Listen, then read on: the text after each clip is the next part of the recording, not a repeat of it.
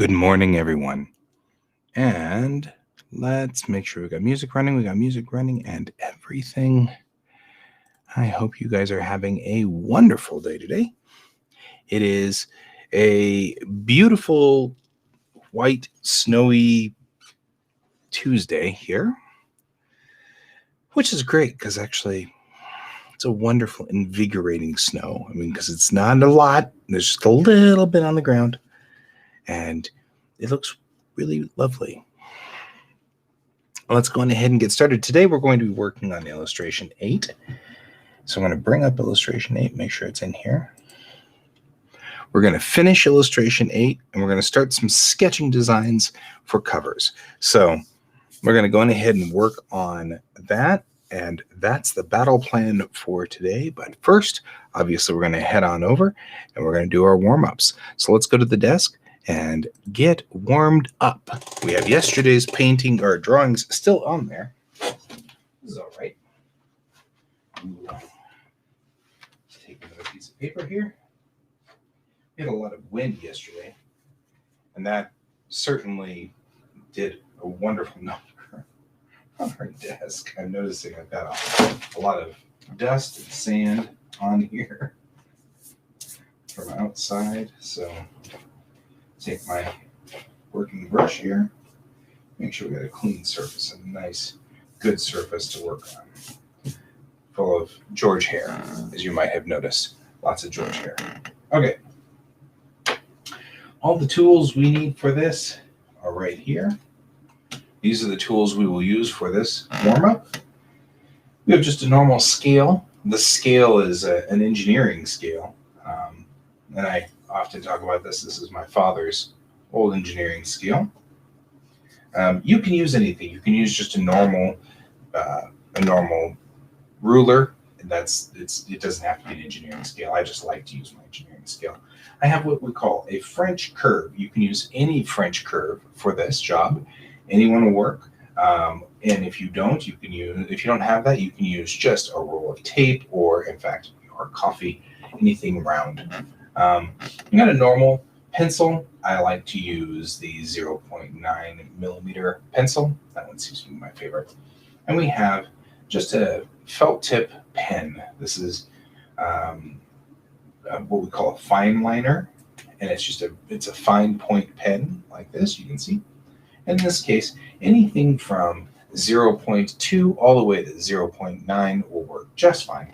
I use a 0.4. It seems to be about the right size.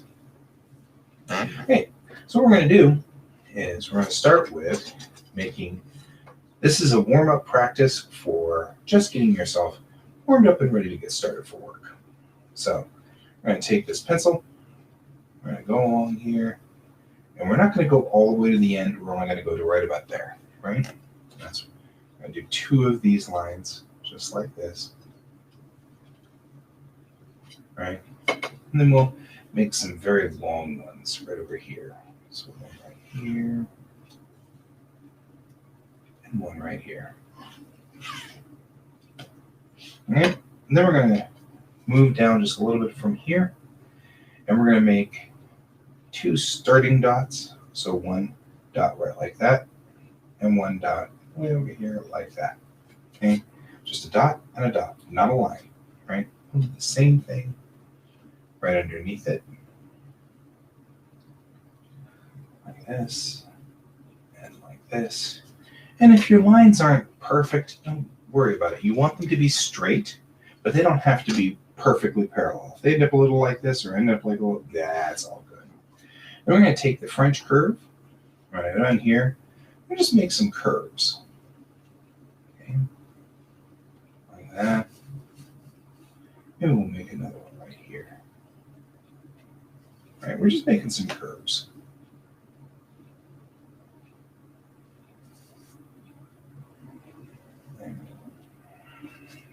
Perfect. All right. Now all we've done here is just make some basic lines. We've got some curves to work with here. It works fine. Okay. Now the question really is, can we trace these? So the way we trace them is we lift our elbow off the table, make sure our elbow doesn't rest down. If we rest our elbow on the table, our drawing area is limited to only this, right? We can't really do much. You can't go very far. You're limited to here. And when you draw like this, you are limited to the range of your arm, and it'll cause lines that are bowed, right? You'll end up drawing like this in a circle. And it's not as easy to see here from this because the camera is so close to the paper that it's, sort of distorting it. So you want to make sure that your elbow is off the table like this and your wrist is off the table. You can guide with your pinky by putting your pinky down to guide where your pen goes, but that's it. You don't want to do anything other than to put your pinky down to guide the paper. So there we go. And we'll start here, and we'll put the pen down, and then we just trace that line, right? And it won't be straight. That's the whole point. So you're practicing to be straighter and more controlled over this line with your elbow and your wrist off the table.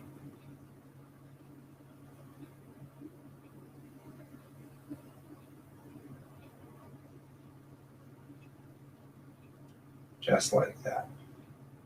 And you can see those lines aren't straight. They're not perfect.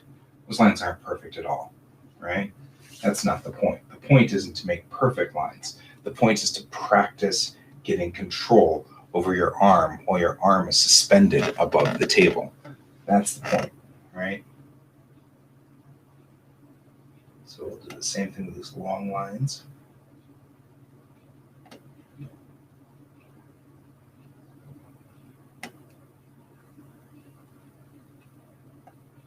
All right.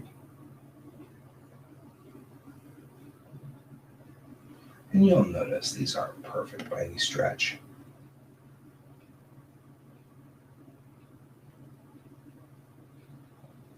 All right, but they're getting better. As you practice, they get better. And these two lines, these are lines we're going to make where we practice not looking at the pen. A lot of us keep our eyes in the pen as we draw. And if we have something where there is no line, you end up drawing out like this and then going, uh-oh, and then coming back up, right? So the practice for this is we start here and we look here. So we'll start here and we look there. We start here and we look here, right? We practice just pulling the line to that dot. That's what we're after. All right. Now we're going to move on to curves. I have a real problem with curves personally. I don't do very good with my arm and elbow off the table trying to draw curves. I kind of suck at them. You can see I don't do well at all with that. So we're practicing this.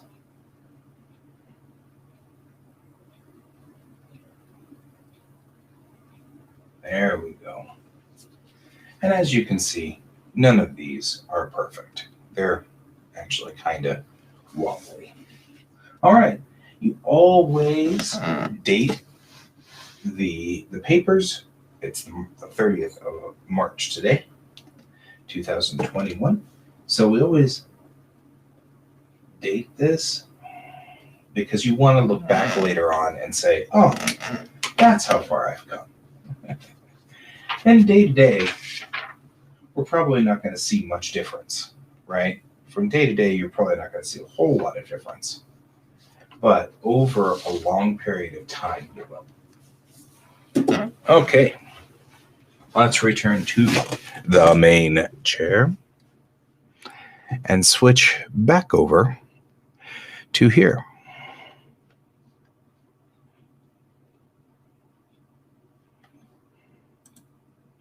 So that's sort of the rough workout we've got going. For today's work, we're going to finish illustration 8. I've been working for a fellow named Ron Fortier who has a company called Airship 27. And his company is They do pulp novels. Pulp novels sort of are a thing where they are like those novels that were released in the early 20s of last year or of last millennium.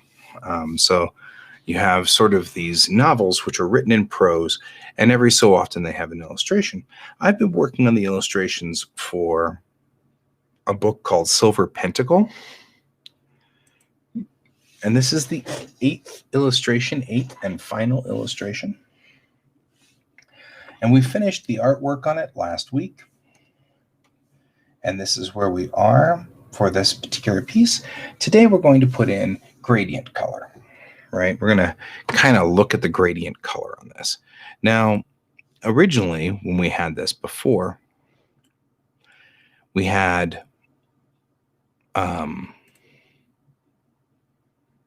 sort of a, wait a minute, I'm going to the wrong folder. Let's go to the right folder, shall we? When we had done all of these before, I'm going to bring up some of the old or the other illustrations for this particular piece so we can get kind of an idea of what we're looking at here.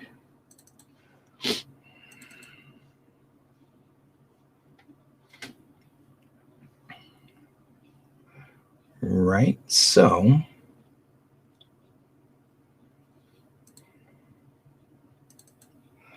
and bring this up here. So the first illustration kind of looks like this guy here.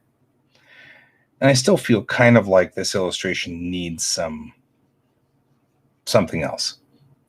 We got some robotic arms, we got some real darkness here, and I'm going to probably come back in and make that meaner. The second illustration on this one looks kind of like this, right? We worked on this one a long time ago. The third illustration was very straightforward. Right, I got to use sort of a paintbrush, and we started to establish sort of a rougher look to this. We've got some kind of rough stuff going on. They look like they're not doing so well here, yada, yada, yada. So that's the third illustration on this. Fourth illustration took us some time. We had a lot of things going on. But we had this. So here's our fourth illustration in this set. Right? The fifth illustration was one of the earliest ones. And I feel like it looks a little bit more like it was painted or roughed in because it's got all the ink marks on it.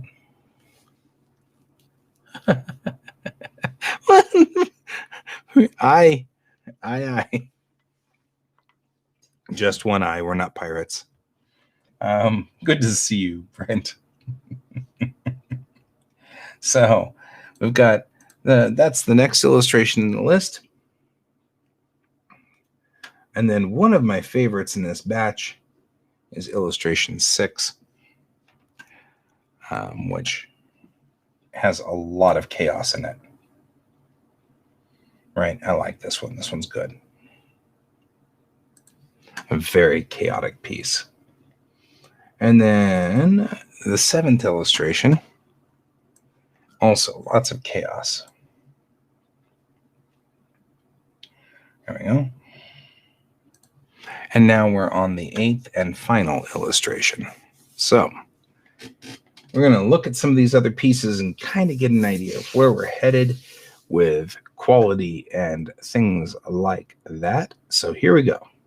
I'm going to bring up the 6th illustration. It's one of my favorites. And I want to kind of match this chaos, right? This is a lot of chaos going on here. But I want to match that. So we're going to come in here. The first thing we're going to do, as we do with all of these, we're going to take and duplicate the layer. Right? So we're going to duplicate this layer. This allows us to be able to do coloring, because you'll see whenever we do coloring on this, it pretty much obliterates all of the line work inside there. So if we leave the original line work on there with, yeah, I like, well, Illo 5's not bad either, I guess. Well, that's good. That's good. That means that there isn't a definitive, this one's the best one. Right? I mean, it's not definitive.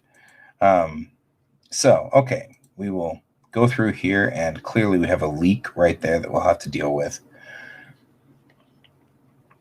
Right, so we'll do this, and we'll just fill in bits and pieces here where I want it to be darker. Like I really want the wood to be pretty dark behind her, like that, and this one too, so that there's no question about it. You know what I mean?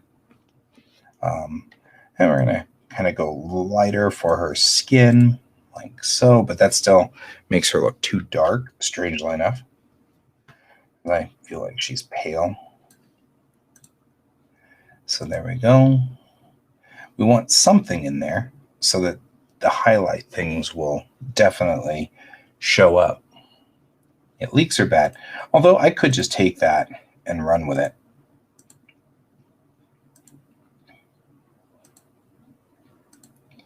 Right? I mean, it still looks good and solid. And right there.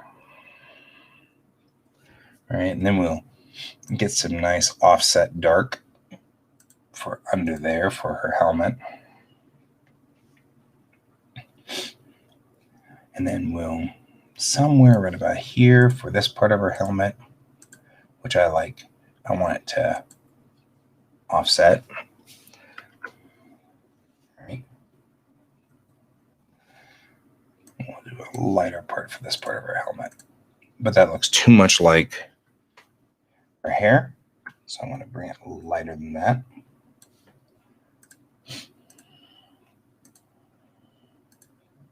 There we go. We'll go for much darker for this part. Definitely showing up more. And there we go. And this will be dark. Very offsetting. It looks very good. It illustrates it very well. And I'll even go in here with these beads and do the same thing, right? Not all of them. Certainly. But her hair will be the same under there. Like so.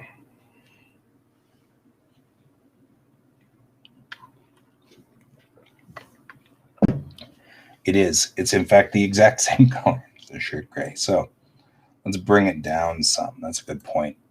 The problem is it's the leaks in there. So how do we fix leaks? Well, the first thing we got to do is turn off this layer, right? Because we're going to have to see through here. The leaks have sort of contaminated this now. And this is one of those eternal problems that people have and have had for a billion years with drawing programs. How do you get into here, into this zone, without having to deal with, you want it to fill enough to get to the very edge, but you don't want it to destroy the artwork. And it's really hard to kind of make that work. If you set your fill to be minimal, fix leaks, call a plumber. If you set your fill to minimal, I'm going to turn this down so we can see it still. We're going to go in here and we're going to have to manually redraw this right here. Undo. All right, so we'll go through here. If you set this for a minimal sort of action, then what you end up with is the leaks, the fill tool won't go all the way up, right? So now we can isolate this section and just take the shirt there and do that and that, right? And that isolates that. Now whenever we bring this back up,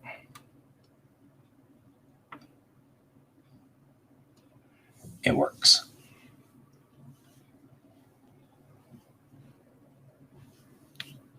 There we go.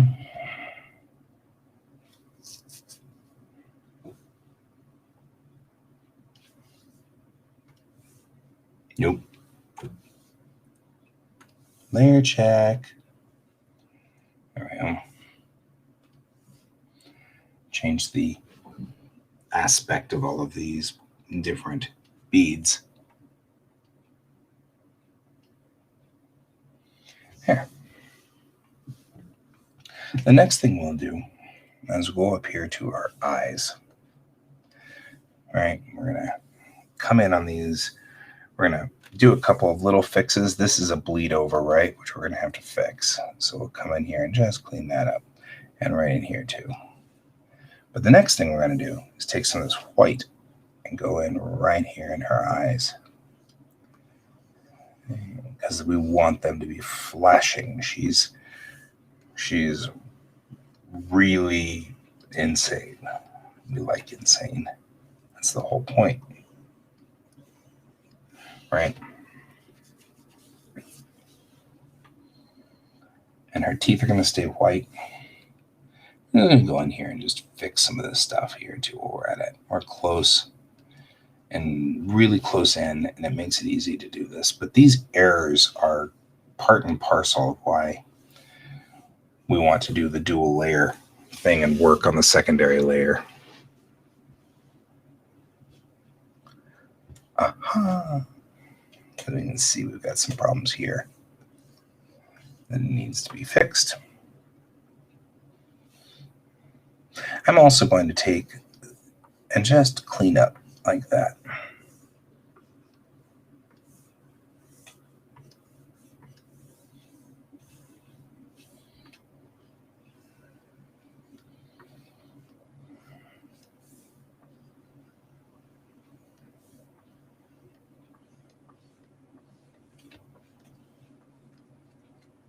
There we go.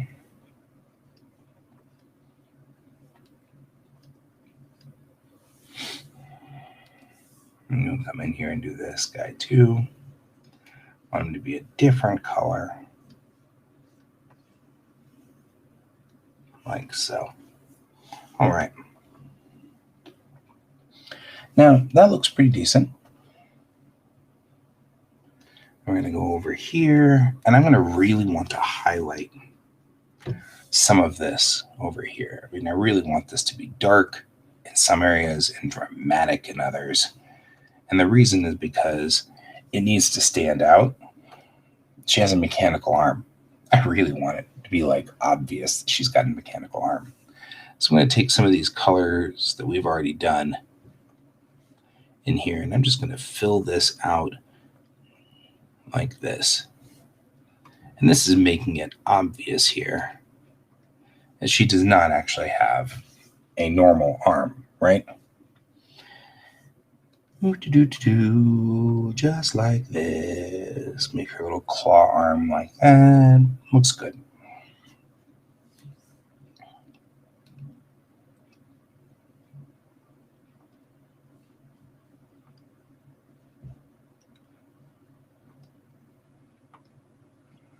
There we go. There. Now, before that didn't stand out as much, but now it really does. Right? It really stands out.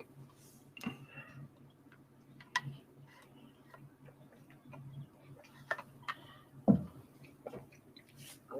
right. I'm also going to take this and do that up there because that's not what I wanted to do. I want to take this color and do that. That looks better. And I'll take that for the rope too. That way it stands out a little because we're going to have to come back in here and do stuff in a bit anyway. Now we're going to take his, undo. We're going to take his skin here and let's put that in. so that he's clear. And in this instance, he's wearing his very dark jacket, which is great because this is going to come out as a very dramatic forward color, like that.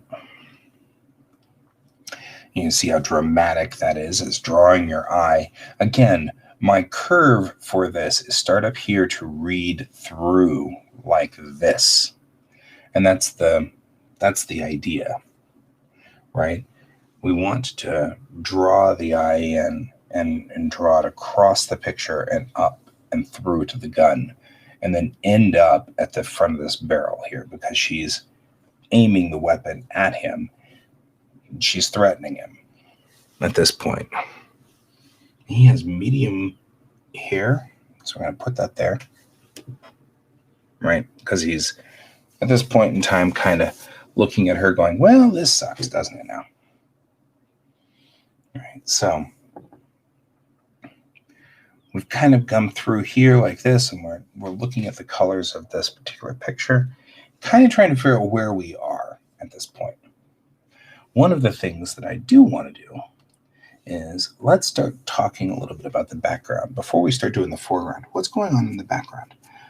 I have a lot of interesting brushes that do fire, and I mean, this does a nice little like fire thing. And if we were to kind of do this behind here, we could end up with quite a bit of just, junk kind of going on.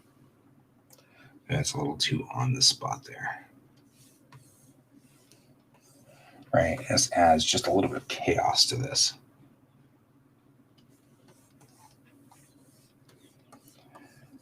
All right, so we'll put this in to kind of add chaos. It's kind of hard to read these specific things. Luckily, Chinese and Japanese use the same characters, so I can at least guess at what these are saying. Another one will bring quite a bit up.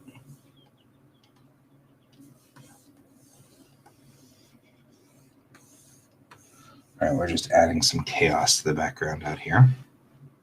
Got some good chaos brushes. This is all coming from Wallop. I don't even know how to say the name. He does beautiful work. Beautiful work. And if you become a patron of his, then he will. Yep, happy I wore the brown pants moment. You can get his brushes, which are great. By the way, I will be coming back in and filling in her scimitar here in a minute. We're just kind of adding to the background a little here to give it sort of the feel of chaos kind of going on here. Right, well, this is just adding fire and flames to the universe behind it.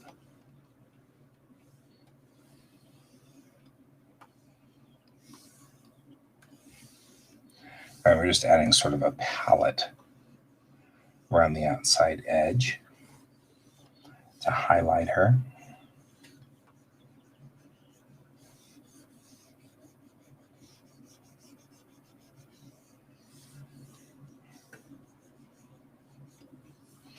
I've raised the particle size to its maximum size here, and the brush is pretty large as well. And this allows me to kind of put in this sort of effect. And this is giving the background of this picture some roughness.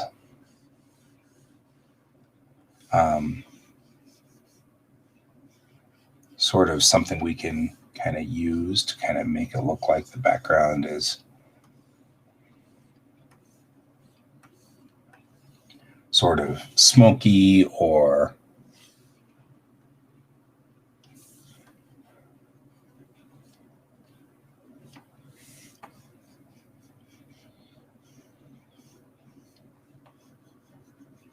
It's giving good ambiance to this. Now later I'll do something similar to this in the foreground. And when I do, I'll put that as like an overlay so that it gives some color variance to the drawings in the foreground. We're just complicating things. We're just making it not static, right? We're trying to make it look like something is going on here.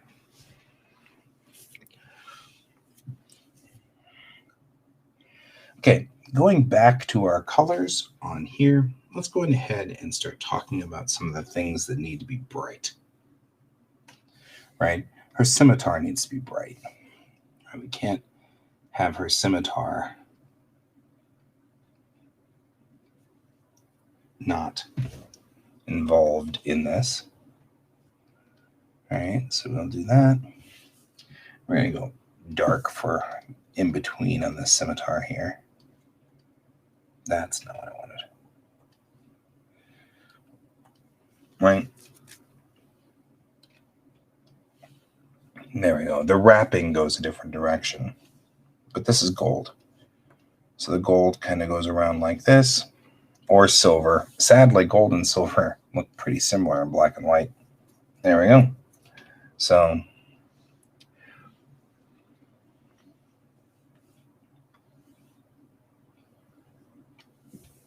and we're going to do the same thing here with her gun, with the pistol.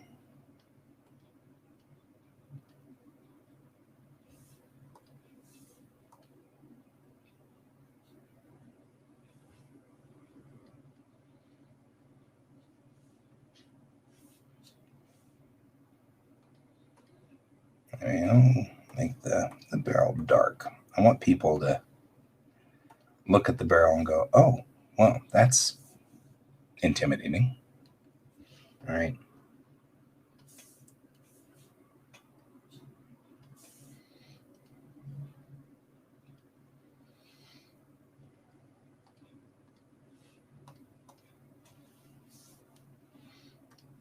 We're going to come back in and redo some of the stuff on this now.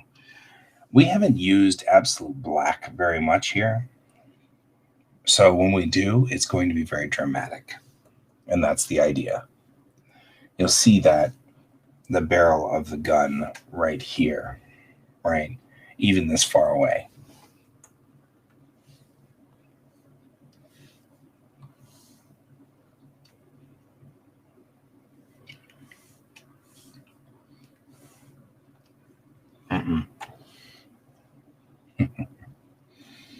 Okay.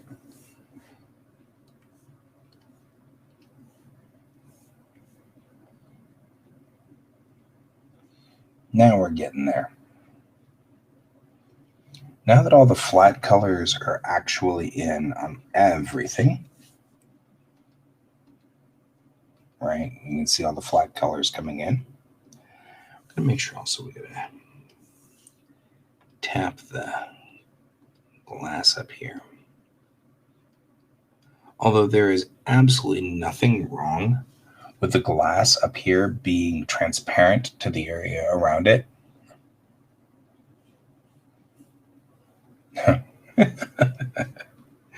You know, I remember that too. I remember that. That was so funny and weird. So weird.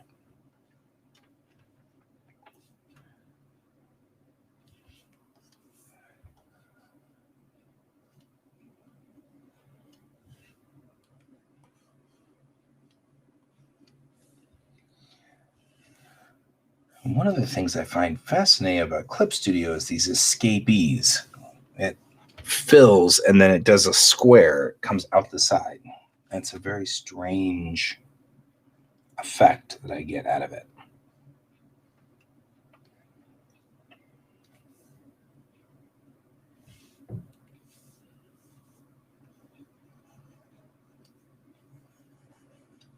All right.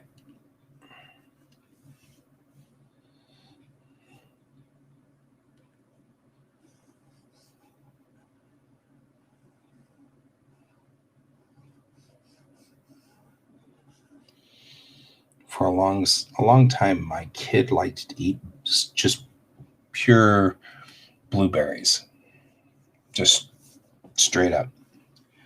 And I thought the kid was sick. I mean, just the color is so weird.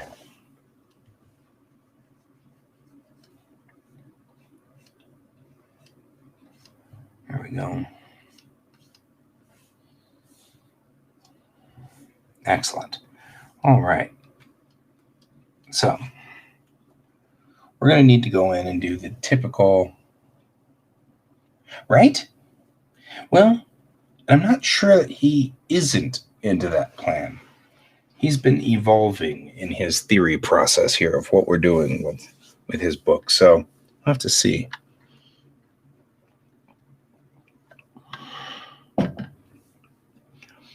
So the next thing we're going to do is we're going to add a raster layer that goes on top of the line, or on top of the color layer, but below the line layer. We're going to take this and we're going to go into black. We're going to drop it down to 33%, so 1/3. And we're going to switch this to multiply. And this will become our shadow. Right? Bring up the G pen. We'll just come through here. We're going to do this in shadow here. Right? And the best part about this is it's its own layer. So if I screw up and come out like that, I can just come back like I did right through here. Come back and trim that. Right?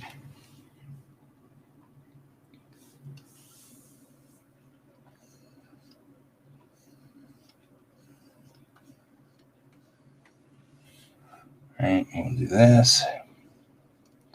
Gives it a lot of drama.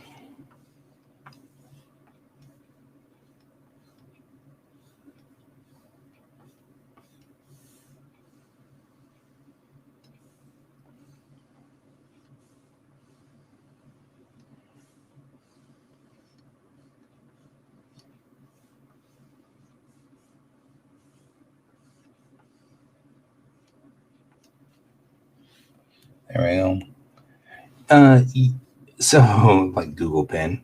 I'm not 100% sure why we've always called them G pens. They just are. It's a specific kind of pen.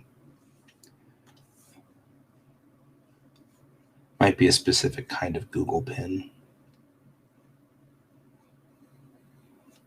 However, I could see definitely Google getting in.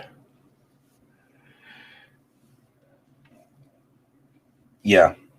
It's really funny how that works. But you were talking about your daughter being able to put away spicy fire Cheetos.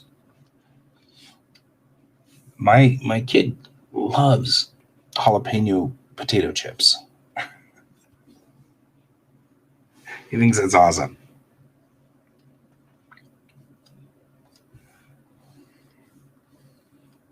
It's the same thing.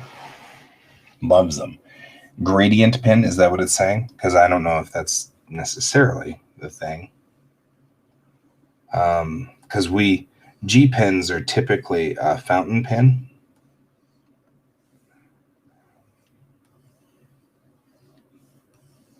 So it's a fountain tile type with that split tip point. That's kind of how we use them too.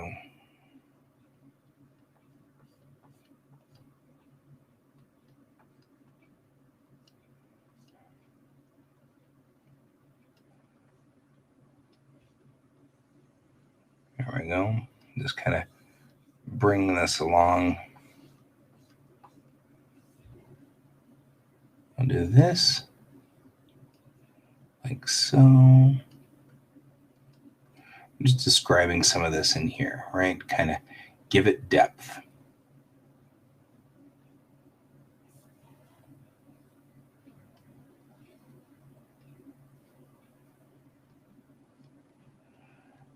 Now out here in the mechanical pieces, we're going to have kind of a different thing going because mechanical things reflect light in weird ways, right? So we're going to kind of be doing highlights and lowlights, and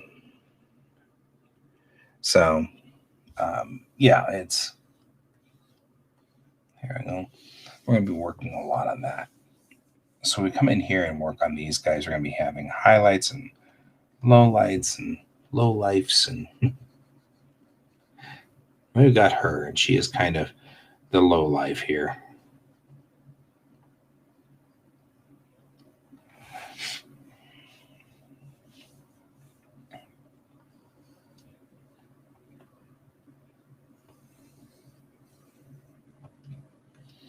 The reason why I will use a black pen in here for this is because it gives a uniform darkness to the shadows.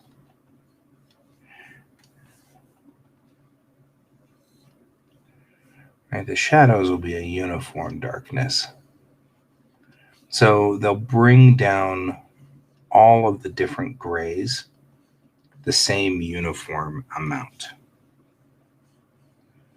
Right. So when we come in here, this is brought down like 30%, and this is brought down 30%, and this is brought down 30%, even though they're three different shades of gray. It makes it a lot better. I've seen a lot of people do techniques where they try to match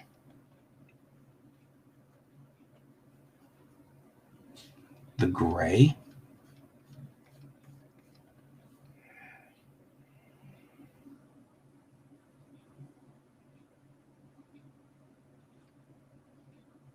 And it really doesn't work as well as we'd like it to.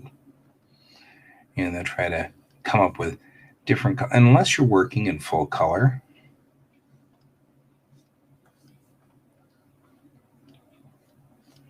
It really doesn't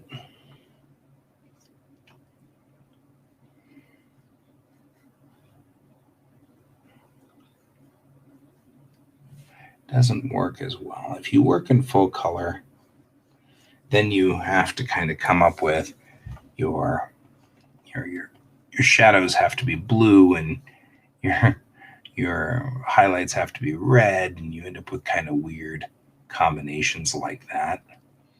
But when you're not, when we're just working in black and white,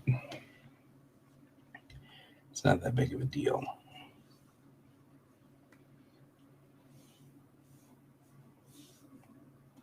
Right.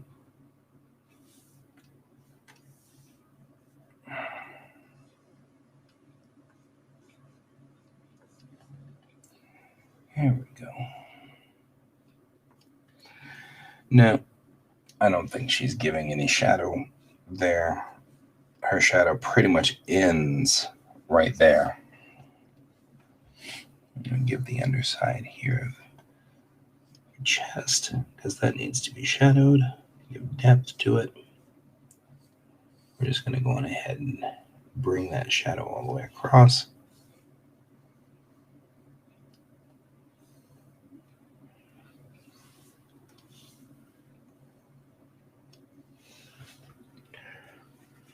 Like that. All right, from a distance, that looks pretty solid so far. We're getting there.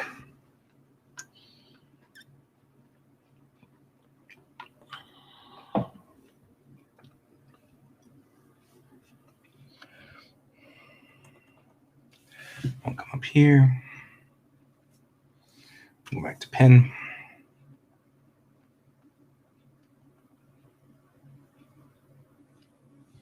Here we go.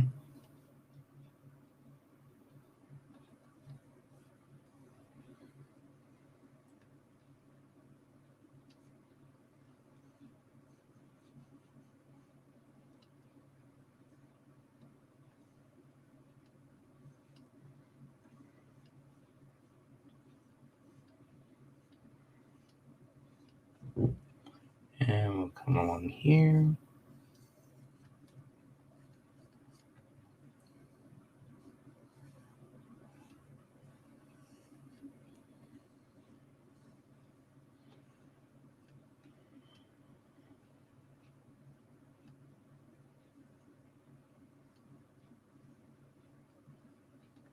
We're just going to kind of bring in some lines with the curls here.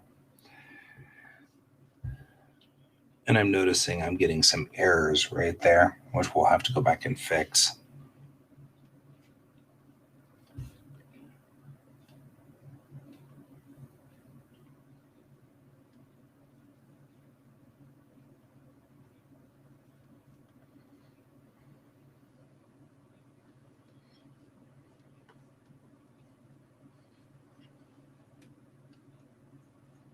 All right. We're kind of coming in here. We're just kind of just fixing some of this, right? We're giving her shadow on her face where all of this is.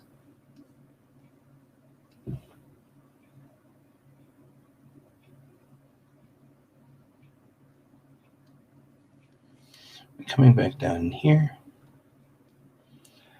And I'm doing some high detail in her hair because it gives the hair the feeling of strands.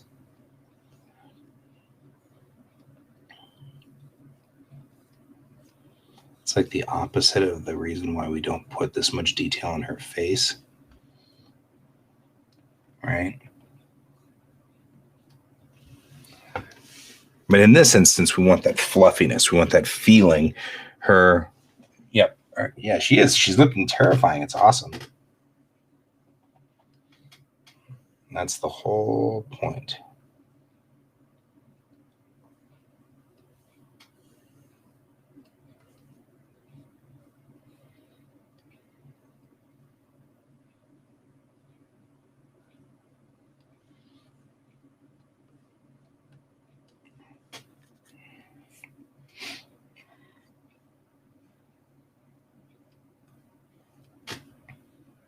We're going to come in here, and then I'll just tap back through here like this.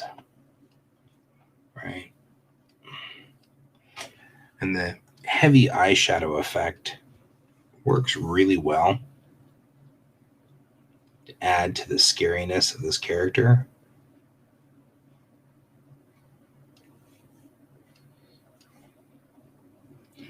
You remember our campfire days back in the day where we take the flashlight and aim it straight up like this, and all the shadows went up across our faces. It's the same effect here. We're just extending it, right? Just bring it around. There we go.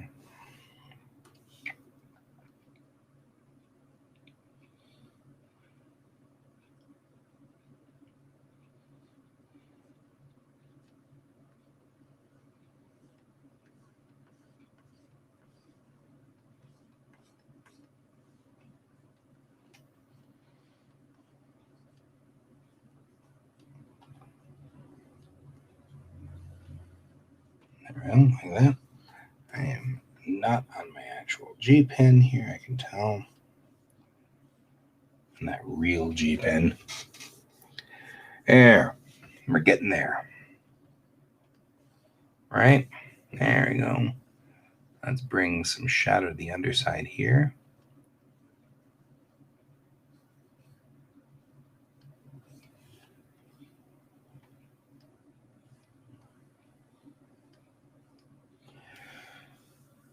Bring this around like so. We'll just do that.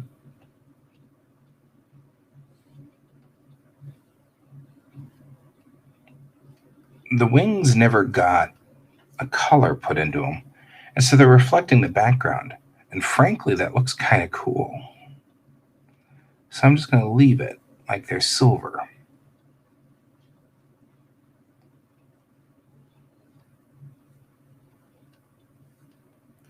Let's put the shadow in. then I won't fill in the underside. I feel like that looks awesome enough.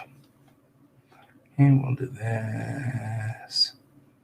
And a little bit on the scroll work to indicate that the scroll work sort of got a will-ish to itself. There we go.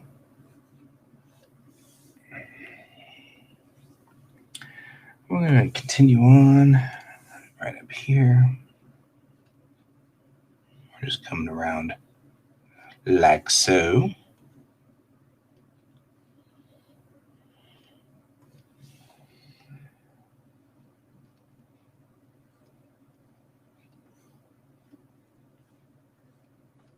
There we go.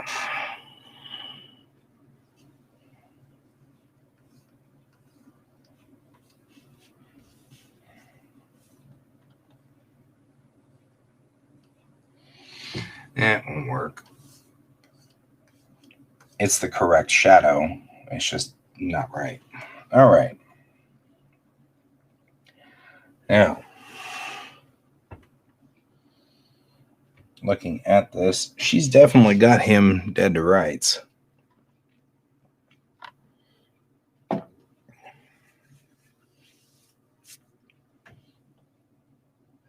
Yeah, I thought that too, but it makes her look ancient as soon as you do that. And so we've got to be kind of careful how many lines or shading we do on the face itself.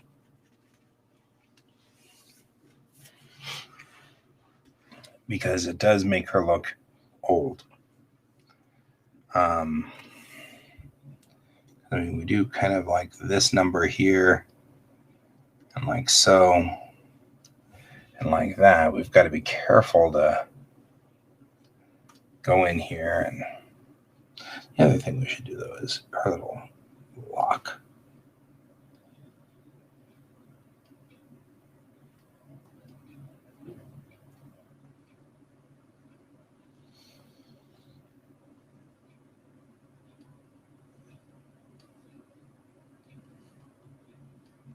There we go. I don't know. Maybe it's not so bad.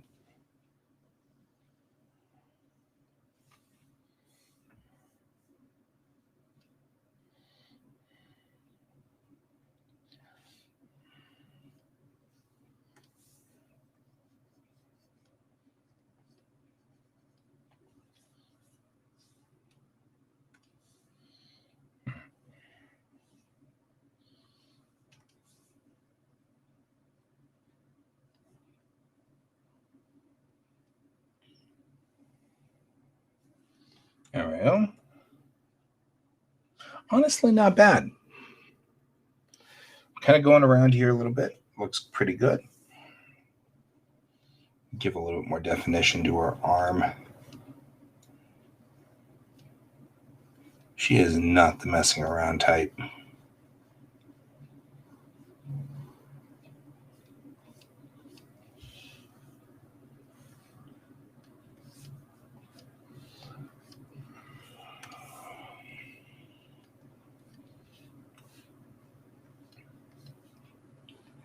There we go, more like that.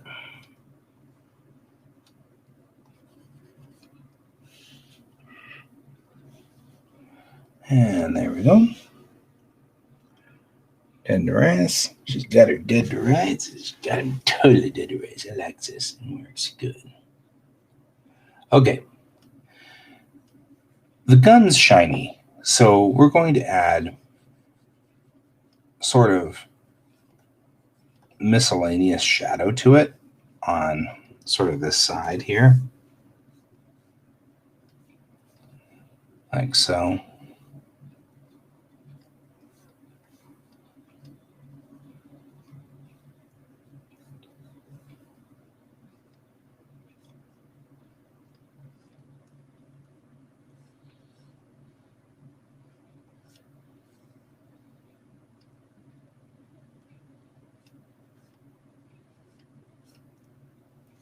There.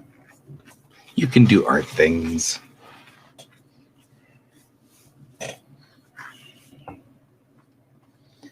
All karate.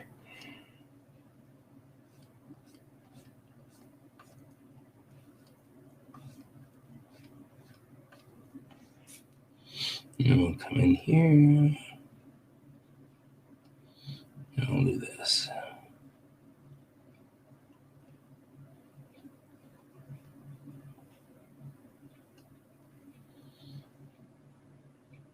There. Let's get the bottom of his hair here.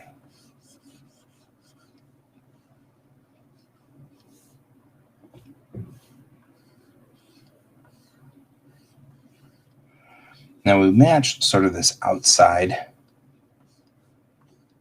effect. Like the outside of his hair is all weird and flaky. So we're going to do that same kind of pattern here with the inside of his hair and the shadow. Come through here for the back of his neck. Like this, and definitely the back of his ear.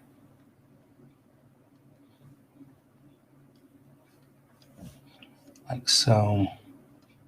Underside of his jaw. Now you'll note that there should be a highlight there, so I'm going to take the eraser and I'm going to come back in like so and do that. Right?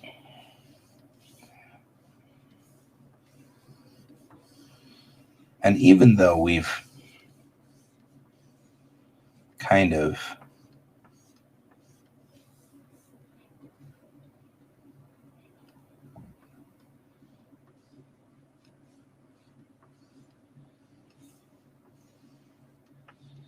had this sort of ongoing thing, I'm going to give some reflected light on the back.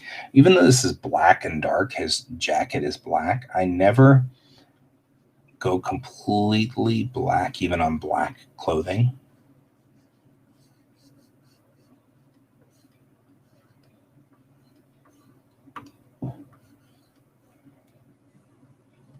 Because you want to still be able to illustrate depth. He'll be here someday. Fred will show up at some point, invariably. I think we'll be moving on to Fred stuff in the next week or so because we want to finish all of those pieces for Fred. And I think I've gotten over myself a little bit. Fred's project is he wanted me to mimic a specific style initially. And then he backed off of that and said that it would be okay to do this in my style. But then I took it as sort of a personal challenge to try to mimic that style. And all that did was just lock me up. And I really should never have done that. And I feel really bad about that. And I've expressed that to Fred a couple of times. I really shouldn't have. I should have just said, you know what, Fred, you're right. I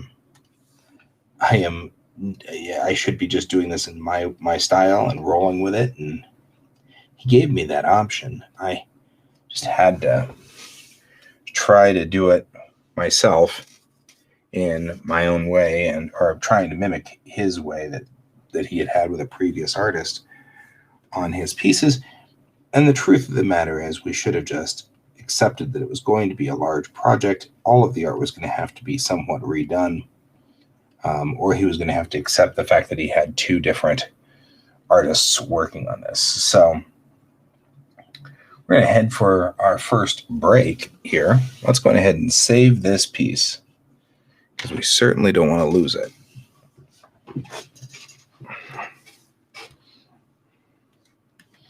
I'll have to close this a little bit so that I can get to the control panel. It's time to take a quick break. Okay, time for us to take a break. Everybody needs to stand up and stretch.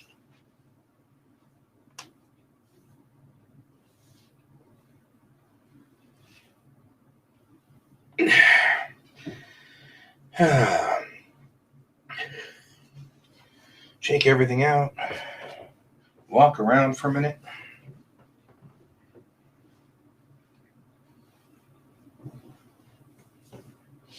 Oh, man. We'll go over here, take a look outside. Looks like the roads are starting to clear up and like they're actually starting to dry. I see blue skies. I see clouds.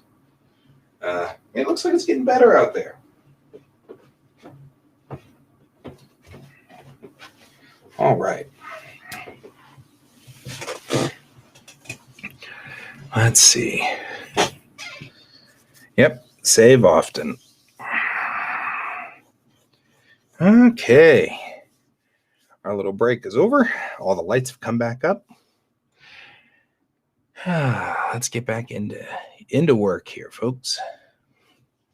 All right, so looking at this whole process here. Today is Tuesday? Today is Tuesday. Okay.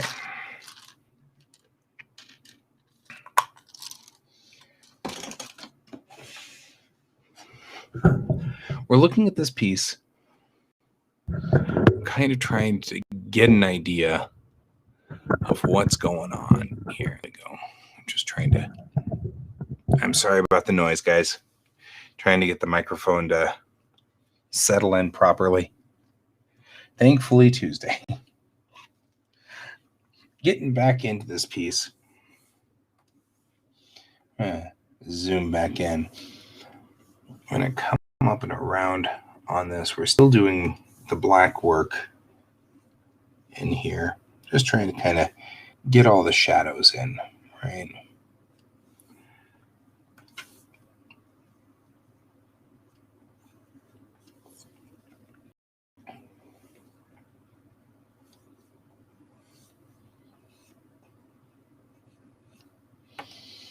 There we go.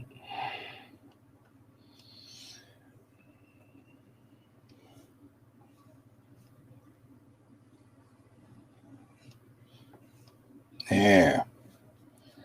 Cleaning up a lot of this, just the rough stuff around the outside edge.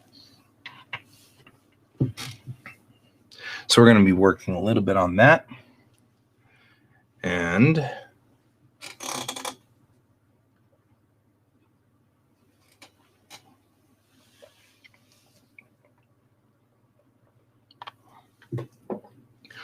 coffee break.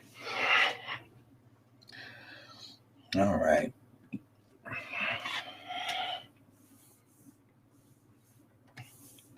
Like parts in here where I feel like we should be doing that. And this, kind of coming around underneath here and kind of giving a little bit of shine to this part too. All right. Now that we've done this, we'll go back through and do the highlights. And the highlights are the same way as we do the shadows. We're going to add another layer, right? But this layer, we're going to go on ahead and put as an overlay. And that means that anytime we put white in, it's going to shine like that. It's a subtle effect, but it helps give definition to the outside of things.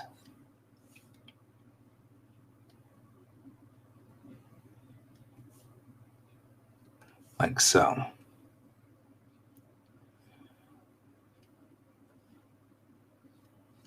Now this is definitely going to happen on anything that's shiny, which I would suspect would be this helmet, definitely, and her hair, which we're going to do kind of like this to give drama to it. Right? I'm also going to put a small amount of shine on like her face through here and right along here.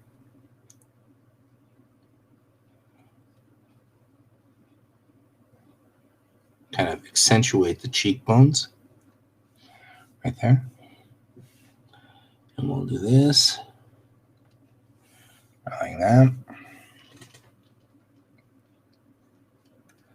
Right? And then we'll come around here and we'll start doing this to the weapon as well. That was too much. What have we done wrong? So we have to pick either we're on top of this line or we're on bottom of this line. And I think we want this to be on top the entire way. Otherwise, it looks very confusing, like we have no idea what we're doing. Which that might be true. We may have zero idea what we're doing. However, no need to show that.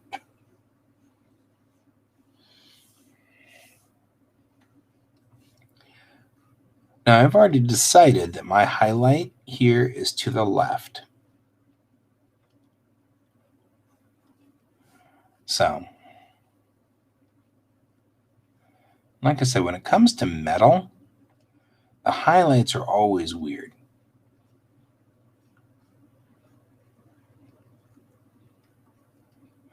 Because metal reflects really cleanly.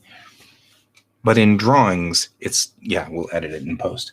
In drawings, that metal is going to always do something strange to the color. All right.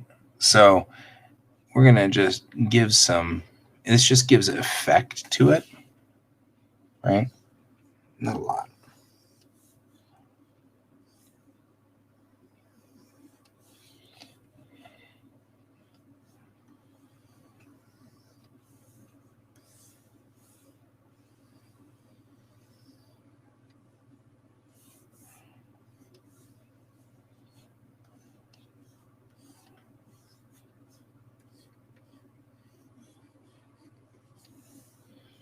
There we go.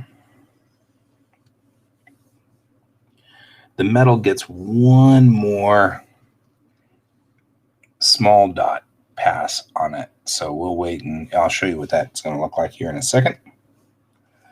I'm going to go through here and just bring out the color and the lightness in his jacket. The front of his chest.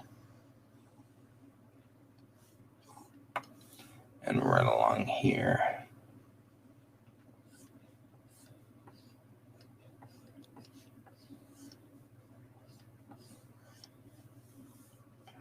All right.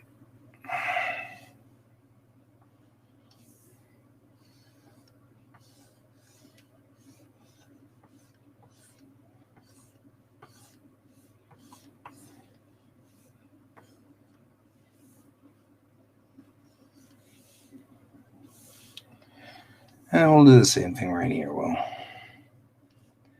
give some of his hair highlights and give his face sort of the oh no's sort of look.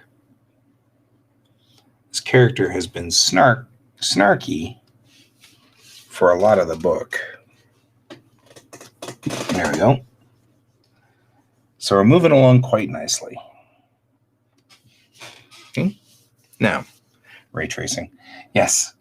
It's like manual ray tracing. That's what we're effectively doing manual ray tracing here. Okay, so I'm going to make the claws of her hand like this so that we can kind of get that feel that this is reflecting light in its own way. And we'll make these guys just a little bit more like that. There. All right. Top of her helmet. Top of her helmet to you. Okay, there we go. And just the top of her goggles like this.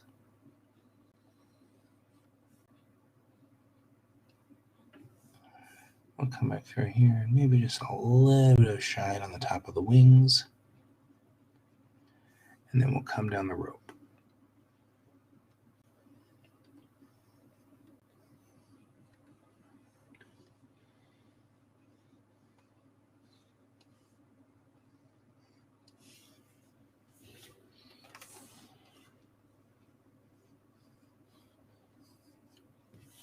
like so. Yes, I'm really looking forward to that. I'm looking forward to getting the COVID vaccine on Friday. That is, well, I'm not looking forward to. I'm looking forward to getting myself on the waiting list on Friday. I presume that getting the COVID vaccine is not going to be as easy as just signing up for it. But, hey, it's the thought that counts. My son's actually duly offended that he can't get it, and I don't blame him.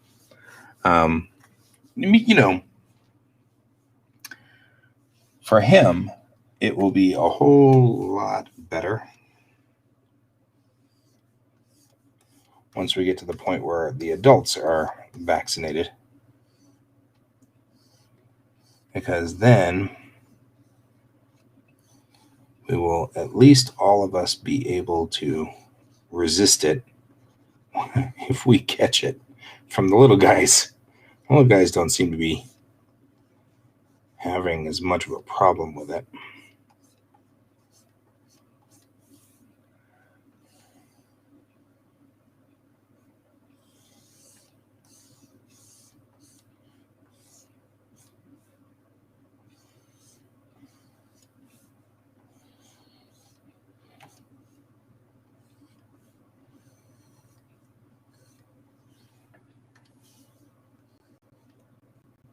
Really, that's not what I wanted to do.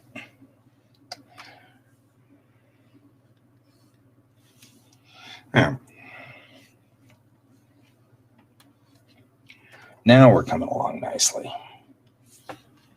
All right.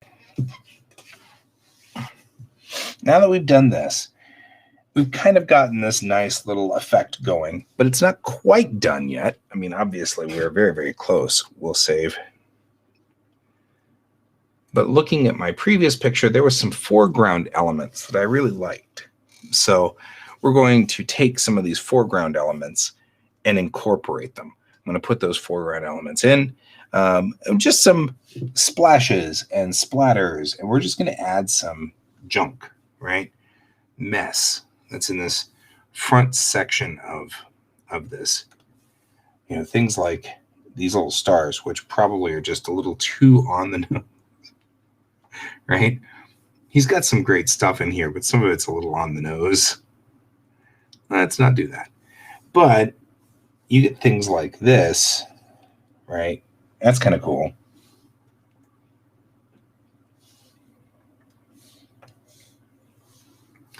And if we put these in white, we make the brush really big. We can kind of mess up the picture a little here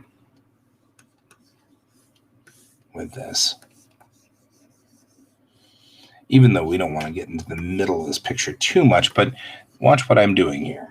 So I take this, and then I'm going to take my brush, which is for this entire time been like a very hard-edged brush, so that the edge is extremely rough.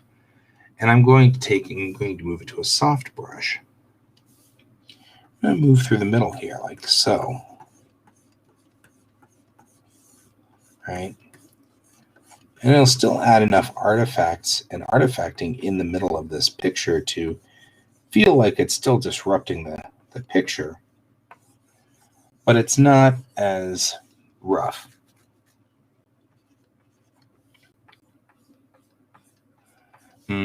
Still feeling kind of like I'm doing this as a background. I really shouldn't be. So maybe we will instead try a different tack with this. We've got dots over here. So let's go back over here and look at these brushes and see where we can go to get dots. He's got to have had dots. I think I got the dots from him before.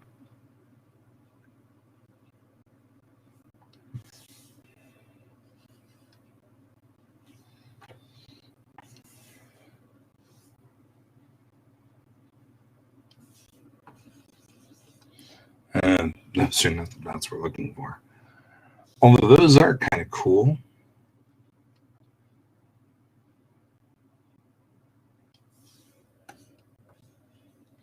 Looks more like snowflakes. Right? So that's not the guy we're looking for. We've got some... I feel like we've had this discussion before, looking through all of these wonderful brushes that he's got. We've got literally thousands of these guys. So it's hard to figure out where I'm going with all of these.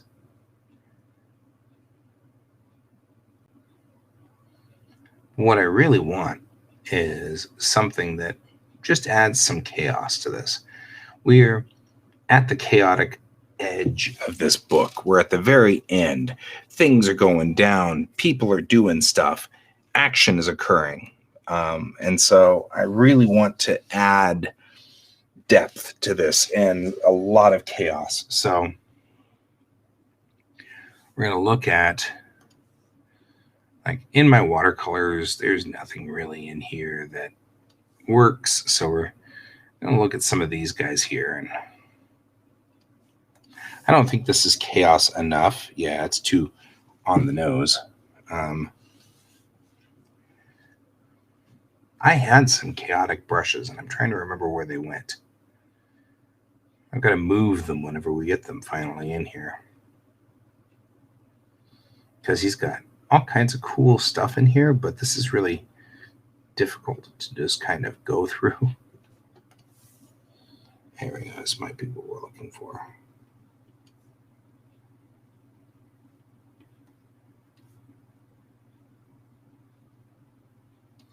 Well, this is definitely in color, right? So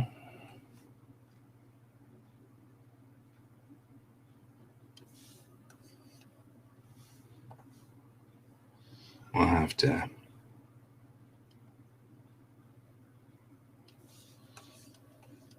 there we go. That's what we're looking at, more like that.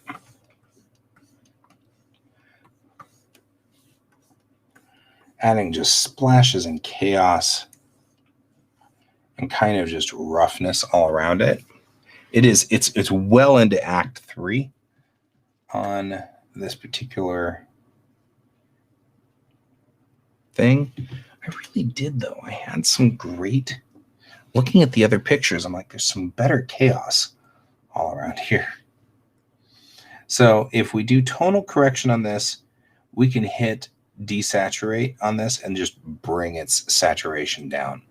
And what we're going to do is find the controls. Where did the controls go? Oh, there they are. They're on a different monitor. Look at that. All right. When you take this, we'll drop the saturation down on this layer, and that brings this more into less of a disruption straight up. We can come back in here and just kind of pull out some of this right here, which is a little too on the nose. Right through there. And all I'm doing is just softening it a little, right? Hey, raster layer. And keep looking through my lop brushes. Do I have a pin for it? No, I don't. Do I have that? No. What about these guys? Got droplets.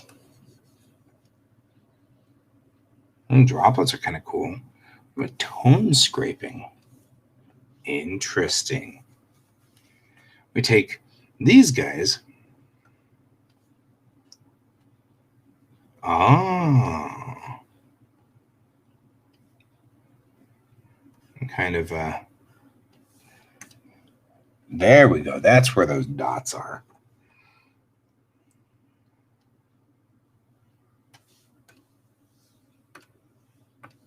Right? Adding in some dots. Can I randomize these dots?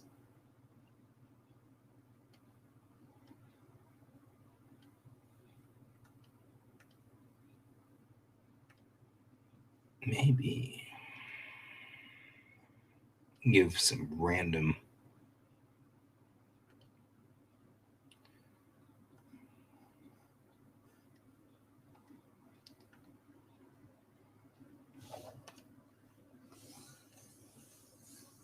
Okay. We need to go smaller on the particle size.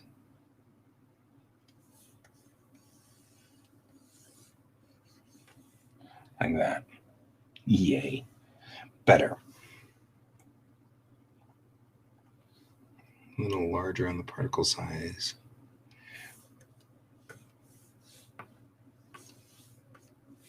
And we'll even put a few of these in the background, which is here.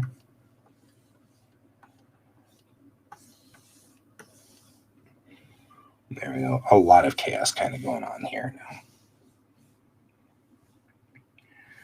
Okay, that helps. Here are all of my weirds, my weird things. The caution, keep out. Caution, keep out.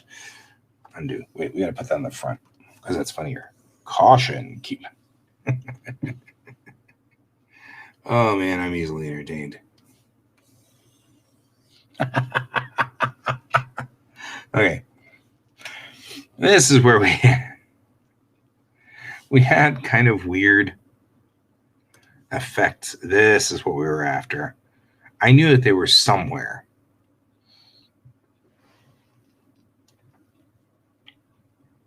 I think we can do soft circles. Put them on the front layer.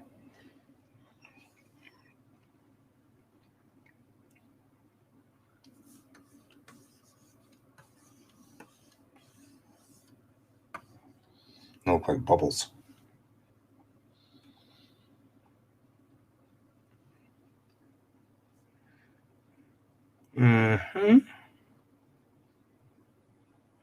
Heart color, stars, artificial scenes. I have a few of those. Patterns. Hatching.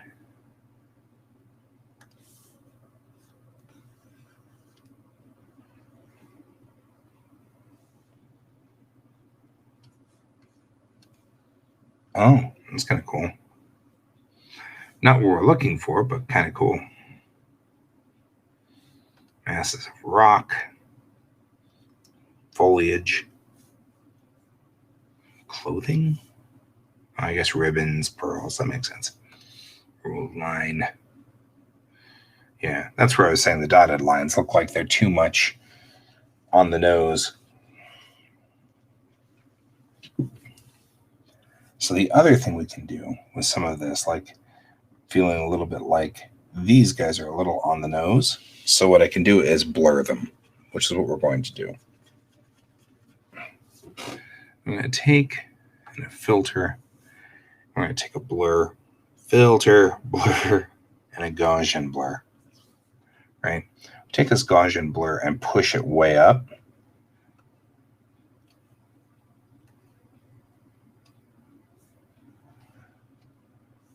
And these guys up front become kind of a mess, right? They disappear. And it becomes a little bit less on the nose. Unlike Photoshop, though, this doesn't happen in real time, I'm noticing.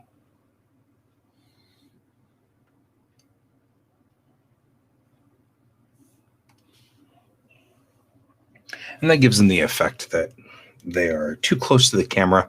They're blurry, right? Still not finding, though, the ones that I really, really, really wanted. I had a really good chaotic dot pattern. When I find it again, I'm going to have to make sure that it goes somewhere else. And these are saying little dots.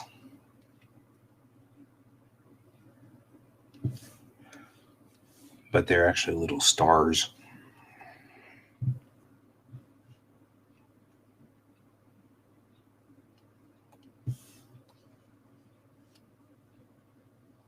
Nah. Yeah, I just wanted some chaos like fire, embers. And these say fire. Fire stars. Those are literally embers.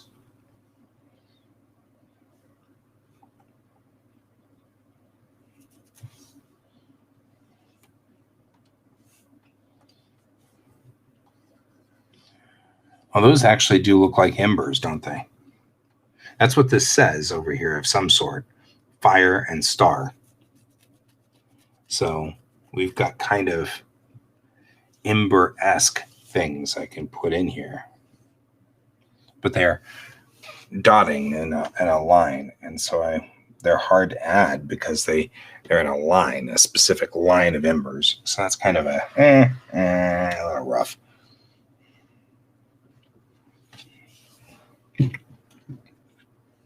Anyway, okay, I think we're running out of sort of time to kind of dink with this and play with it. And I'm not finding the stuff that I'm looking for.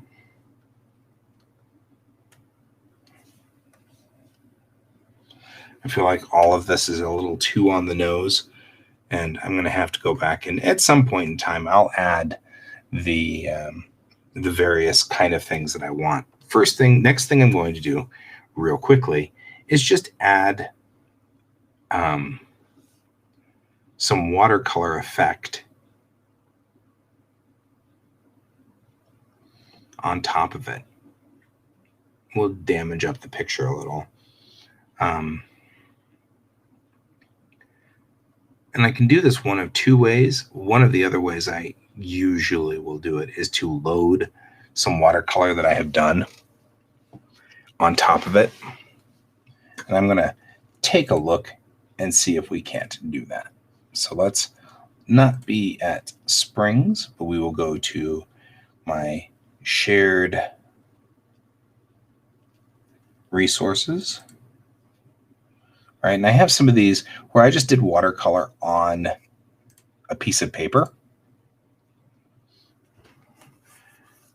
just like this. And some of it looks pretty rough and, tumble and just gives it a little bit of texture. So I'm just going to take like this guy right here, which I love. He's got some great texture. We're going to copy. We're going to bring it in. Rescale it a little, like so. We're just going to cover most of this picture with this. The effect you're seeing, by the way, with these, that's done with it's done with salt. So this is just going to damage up the picture a little. We're going to we're going to tonal correction, hue, saturation, and luminosity, and take the saturation away. Okay. And then the next thing we're going to do is we're going to switch it to a multiply. Okay. With the multiply, we've got kind of this darker, grittier effect going. And I'm going to lighten that up just so it's not so heavy on here. There we go. Now we can also do this in an overlay. And if we do it in an overlay, things get brighter to that tone. Screen will also do it, but screen also washes it out pretty good. So, probably do color burn. Yeah, it looks pretty cool too. A linear burn. Linear burn does this pretty well as well. But once you do a linear burn like this, it's very dark, so you're going to have to bring it up.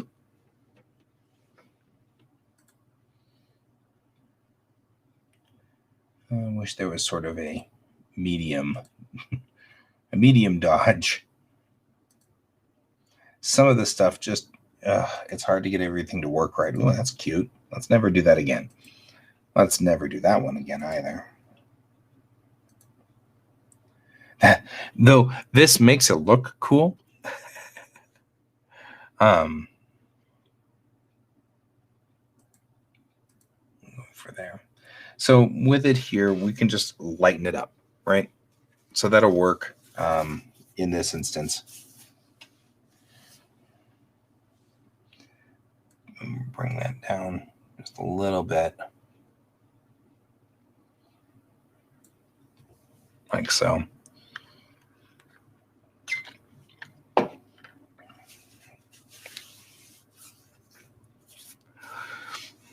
The second one you had, because so we've got the option of overlay, which that's not as good. We have multiply. We have color burn. Color burn is interestingly dramatic, but I don't know. I feel like that's not as straight across. Linear burn. Subtract, no. Lighten, no. Screen, no. Color dodge won't work at all. Add, no. And though we had brought in overlay, overlay will work, but again, just a little too bright. We want a medium, right? We want somewhere in between where it's, nah, I knew that wasn't going to work. What I could do is do color. Then that doesn't seem to make any difference, right? We can't see any real difference between turning that on and off. Saturation, brightness, poof, gone. Darker color.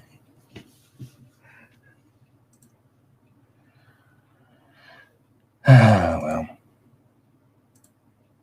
I feel like multiply is where we're going. Then we're just going to have to take the entire piece and bring it back up again. So let's go on ahead, and before we do that, save, obviously. Then we'll Control-Shift-E. It's saving still. All right, now it's done saving. Control-Shift-E absolutely flattens everything, okay? And then we can take, and we'll do an edit, tonal correction, brightness contrast, which has walked off the screen again. We can raise the brightness on this and up the contrast, right?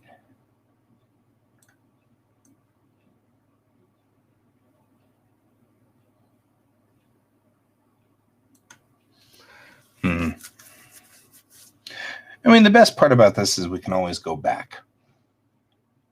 I don't really know if I'm liking this as much. So let's take a look at our levels and see if I can't just bring it up like so. If I crush it a little, it actually kind of looks cool. I might be able to pull this down like this to the point where I actually like it.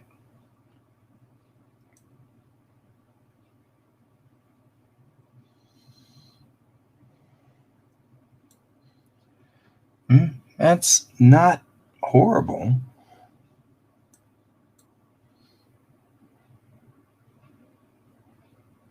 There shouldn't be any red. I was going to say, I don't know why I'm getting deviation on this peak.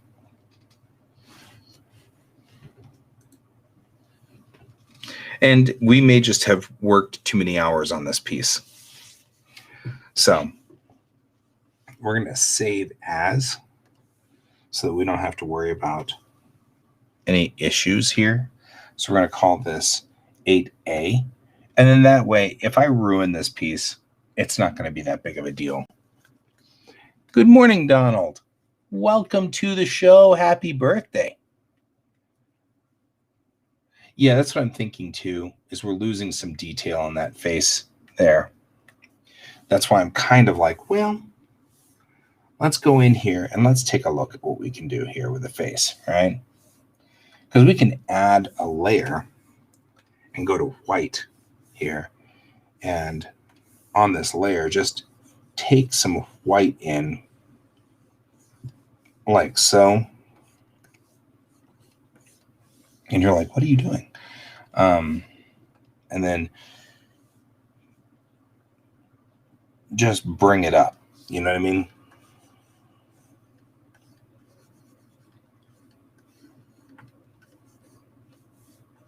Like especially her eyes, right? In fact, we could probably just clear her entire face in here, and we won't lose as much, right?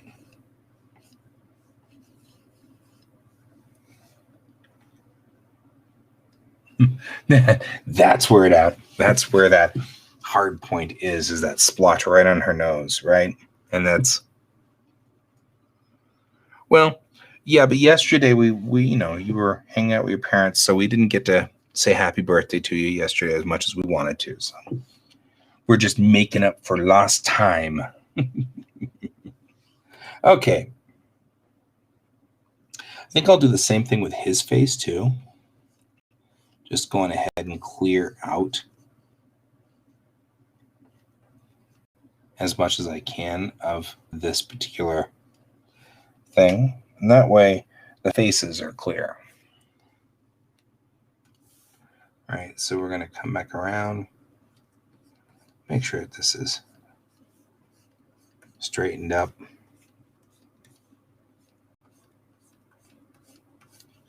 There.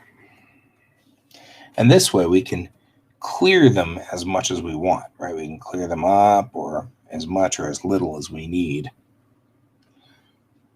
in order to bring that around. And that's my thought. Because really, it's just the faces.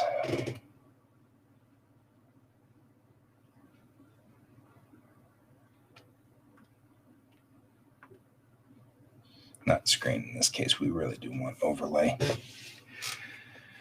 I'm not going to sing. I promise.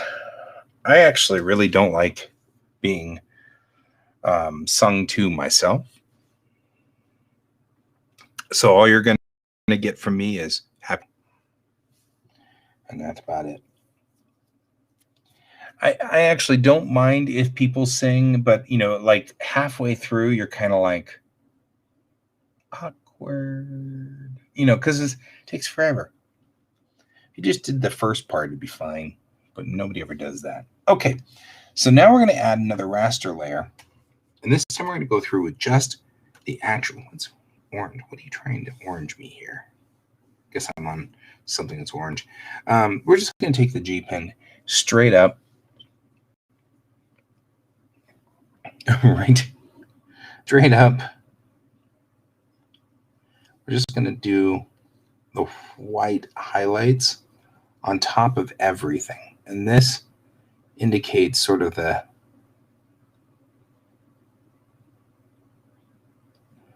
gleaming metal, right? So we're going to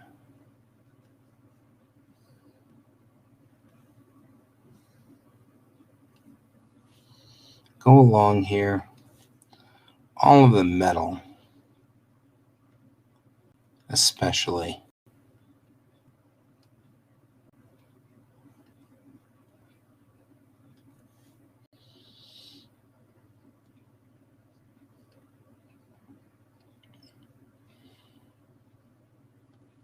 Oops, went too far.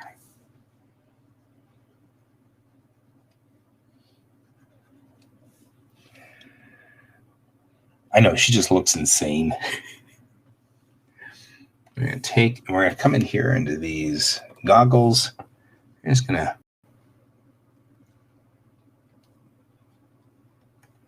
make the glass glimmer.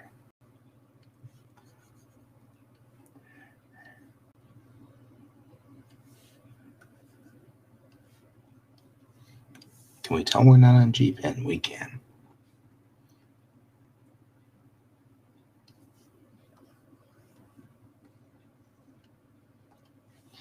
We'll make sure that her eyes are super crazy. Right?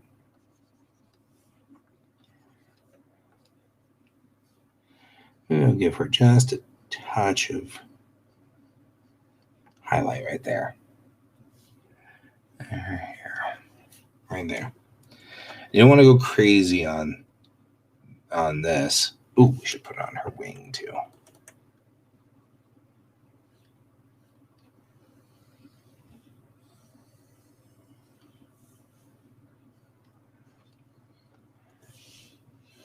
And then right up here on top, just like that.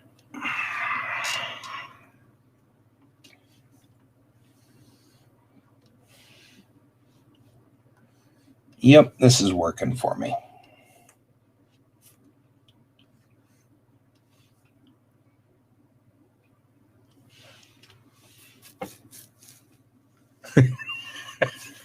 Yes.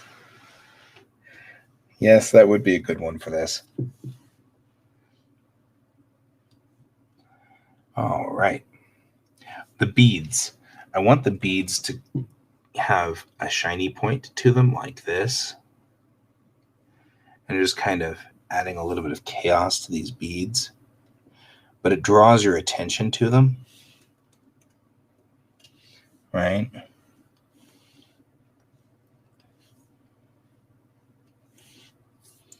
That looks good. Okay, what do we think, guys? We doing good here? Do I feel kind of like she needs a little bit of darkness behind her? Right, her Google got destroyed. I mean, I feel kind of like she's blending a little too much with the background. Like maybe the background needs to be a little darker. A lens flare. Pew! Pew! Pew!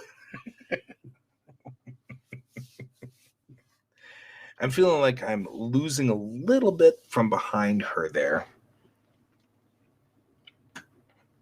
So here's what we're going to do. We've already kind of, do not save. We've already kind of flattened the image out. So the lower half is blending too much. I feel like the background is blending too much. So what we're going to have to do is open up the old one and grab behind the layer.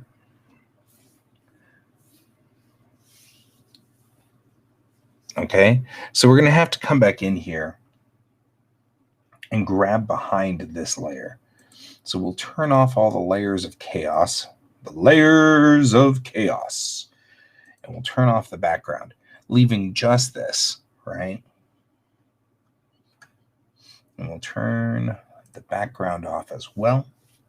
And what I'm going to do is I'm just going to take this layer here. I'm going to Control-Shift-E it. All and copy. And I'm going to bring just this layer in right here, paste. And that's going to give us a guide layer, which we can use. So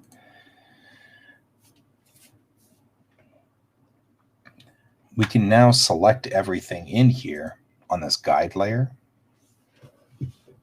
and go through and just tap in any section here, which is obviously background, like so. We'll grab everything that's potentially background, and this will give us a guide that we can use for background stuff that we can put on the front, right? So now we can take this out like so. Where's brown pants? Bring me my brown pants. Okay. Sometimes we are just such kids. All of us.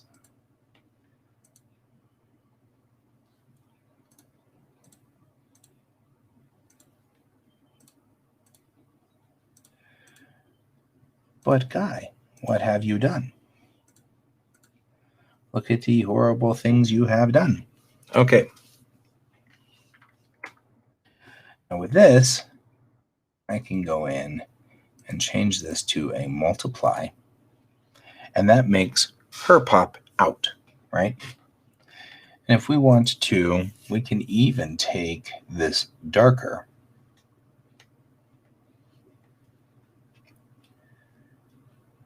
What were you doing? Tonal correction. Don't know what I'm doing, apparently. I can make this darker like so, and she really stands out.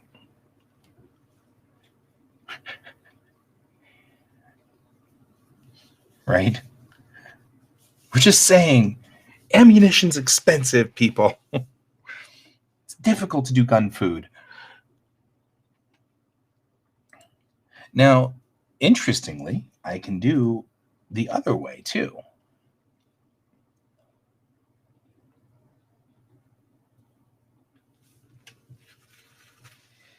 Yes.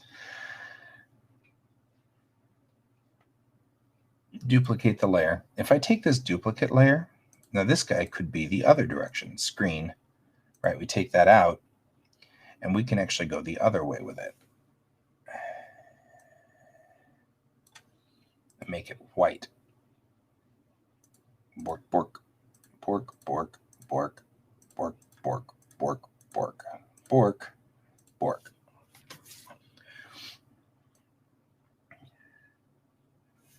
And now we have the option of making it daylight behind her.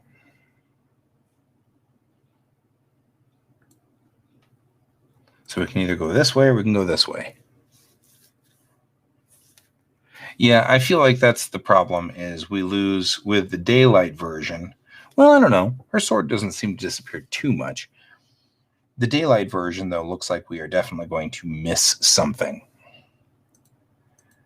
The darkness version, though, doesn't quite fit as well as I'd like it to.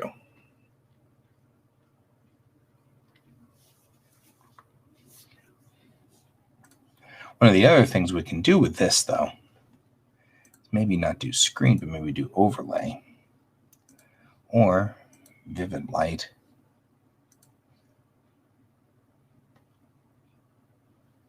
Brightness, maybe.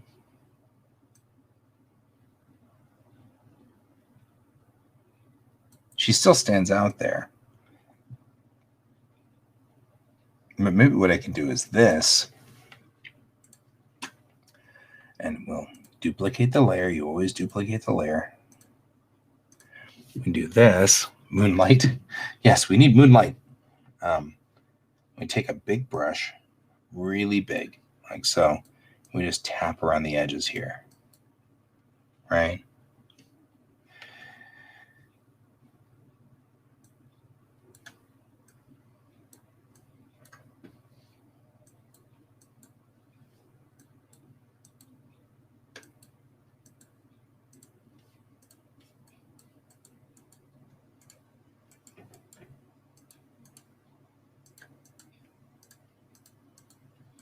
And that allows us the ability to see what's going on.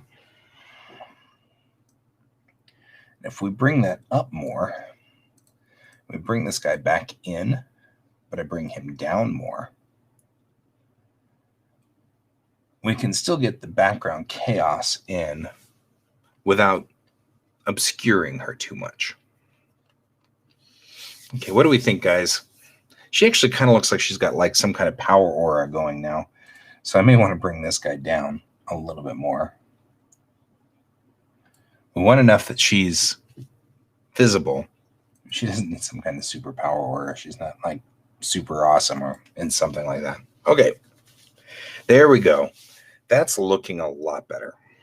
Now I'm going to lean back a little because, of course, wonderful thing about bad eyesight is that you can see it from a distance. Yeah, see, that was what I was thinking, is I didn't want to give her an aura like she's got some kind of super power up going, you know. She's not magical. There are magical people in this particular story, and so we want to be careful not to make her look magical. So, okay. I feel like we are where we want to be on this one. So I'm going to go ahead and close this, not save it, because I don't want that one to save. This is the one we want to save. So we'll save this guy in as this. PMS power, huh? Okay. Recent, any of these include my, no, it does not. Okay. So we're going to, I've got to move it over to here so I can see what I'm doing. Otherwise, I never see what I'm doing. All right. We're going to pull up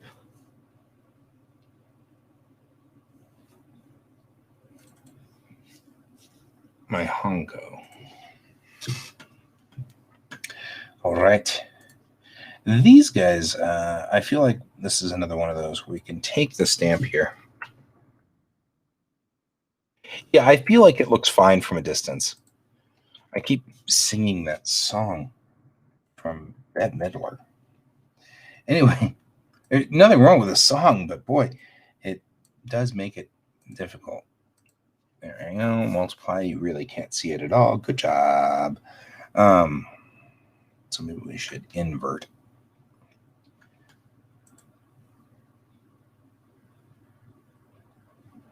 Transform tonal correction.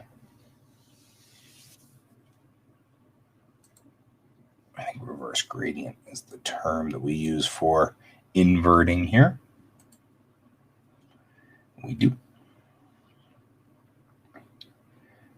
Hue, saturation, desaturate. All righty. One more tap and we're good. We'll go for level corrections to bring up that. It doesn't have to be bright, just enough that it shows up. And then we can put that right here. Then I can bring it down like so.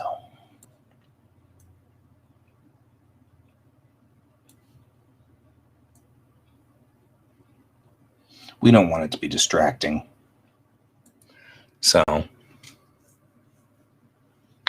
introverted, extroverted texture thingy dude or something.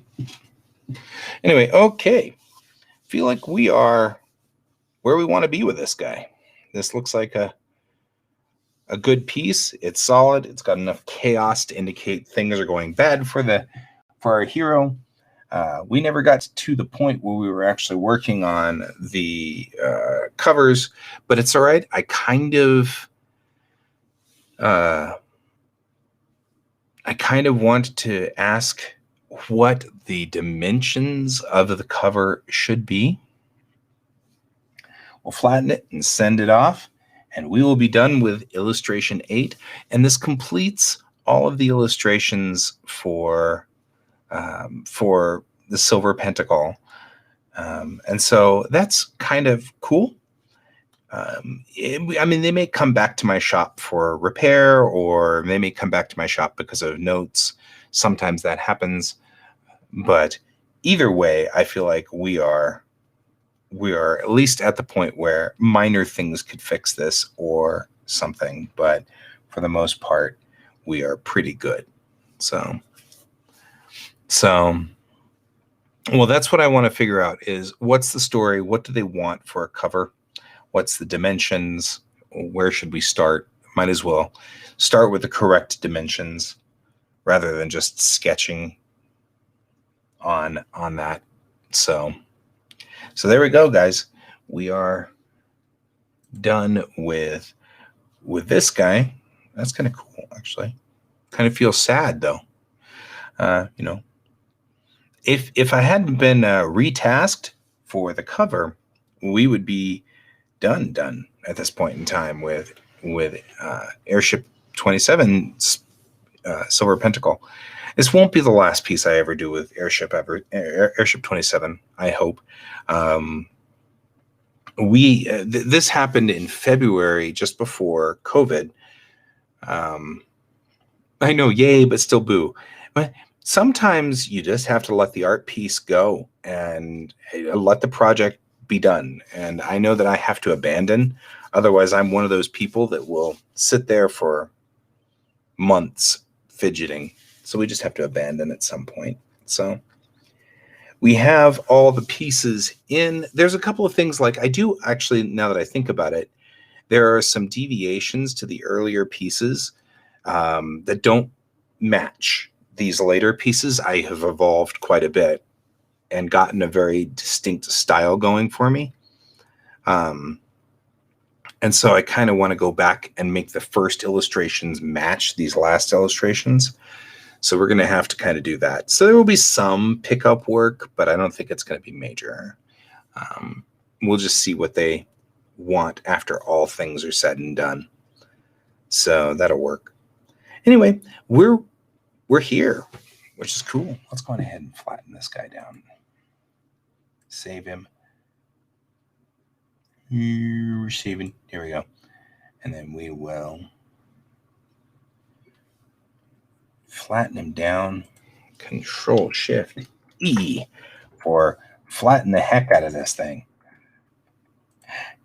And save as, save it as a JPEG for illustration 8.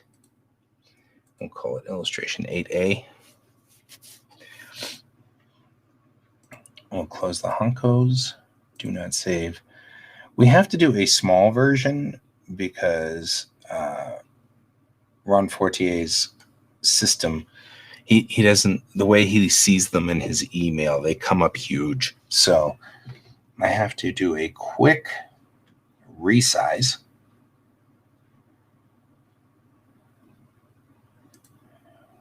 Which is right here. We've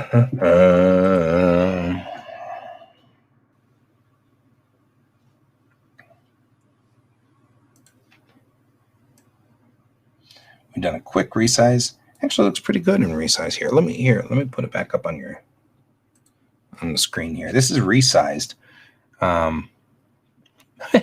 Yes, George is being very George-like these days. I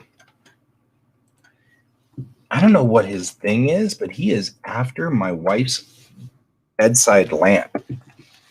She comes to bed every night now, and the lamp has been knocked over, and I'm so worried that he is going to knock over the lamp and break the bulb because it's still one of the curly bulbs. You know, I haven't fixed that yet, so it's one of the few bulbs left in this house that isn't an LED.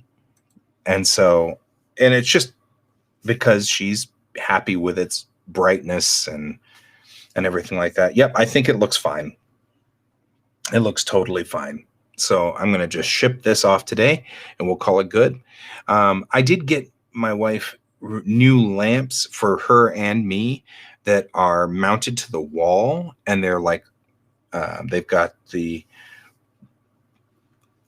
well, not in the bedrooms, because, you know, you could just see how irritating it would be if I had control over my wife's lamp. This would definitely be divorce material right there, because I wouldn't be able to help myself from, you know, Alexa, turn off my wife's lamp. Now turn it back on again. Now make it blue. Now make it green.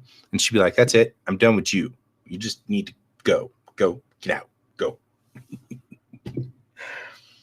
Because you know I would do it. I wouldn't be able to not do it, and she'd hate me. It would be so bad, but that's okay. It'd be fun for the, you know, the 20 minutes that, you know. Yeah, for her, she just needs on and off. What we've got is we've got a gooseneck lamp that mounts to the wall. And it's got a button that you can press and the light comes on, and then you press the button again and the light goes off. And if you press it a third time, then a night light comes on so you can find the button in the dark.